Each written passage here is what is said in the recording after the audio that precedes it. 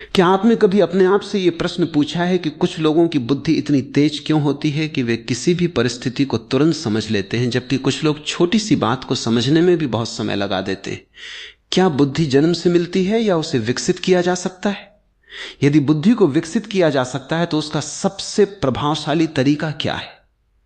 आज हम इसी रहस्य को समझेंगे। लेकिन जो बात मैं कहने जा रहा हूं उसे केवल सुनिए मत, उसे अपने भीतर उतरने दीजिए, क्योंकि बुद्धि का संबंध जानकारी से नहीं, अनुभव से है।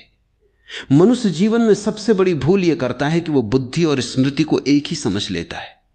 कोई व्यक्ति हजारों किताबें पढ़ ले, अनेक शास्त्र याद कर ले, कठिन शब्द बोलने लगे, इसका अर्थ यह नहीं कि उसकी बुद्धि तेज हो गई। स्मृति केवल संग्रह करती है, जबकि बुद्धि सत्य को पहचानती है। स्मृति अतीत का बोझ है, बुद्धि वर्तमान का प्रकाश है। जिस दिन यह अंतर समझ में आ गया, उसी दिन बुद्धि जागने की शुरुआत हो जाती है। कल्पना कीजिए कि एक दर्पण वर्षों से धूल से ढका हुआ है।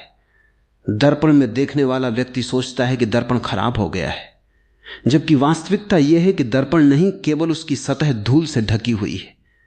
जैसे ही धूल हटती है, दर्पण स्वयं चमकने लगता है। ठीक यही स्थिति मनुष्य की बुद्धि की है। बुद्धि कभी कमजोर नहीं होती, केवल इच्छाओं, भय, क्रोध, ईर्ष्या, चिंता और निरंतर चलने वाले विचारों की धूल उसे ढक लेती है। यही कारण है कि जब मन बहुत अधिक उलझा होता है तब सरल से सरल निर्णय भी कठिन लगने लगता है, लेकिन जब मन शांत होता है तब जटिल समस्याओं का समाधान भी सहज दिखाई देने लगता है। इसलिए बुद्धि को तेज करने का पहला रहस्य है मन को हल्का करना। मन जितना हल्का होगा, बुद्धि उतनी ही तेज होगी।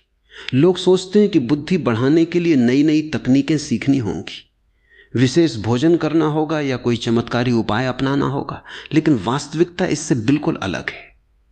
सबसे पहले आपको अपने भीतर के शोर को कम करना होगा।